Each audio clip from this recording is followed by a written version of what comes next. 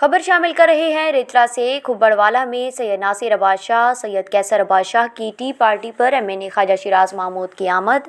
Doctor Azhar اور سید قیصر عباس شاہ نے road اور بجلی سمیت علاقہ کے مسائل پر بریفنگ دی۔ اس موقع پر ایم این اے خواجہ شیراز محمود نے فوری طور پر 6 کلومیٹر روڈ کی منظوری دے دی۔ انہوں نے کہا کہ بجلی کی نئی اسکیموں کے لیے جلد عملہ پہنچ کر سروے مکمل کرے گا اور نئی آبادیوں کو جلد از جلد بجلی فراہم کر دی جائے گی۔ ایم این اے خواجہ شیراز محمود نے کہا کھبڑ والہ میں موجود 50 kV کا ٹرانسفارمر فوری طور پر 100 kV کا اپ گریڈ کر دیا گیا۔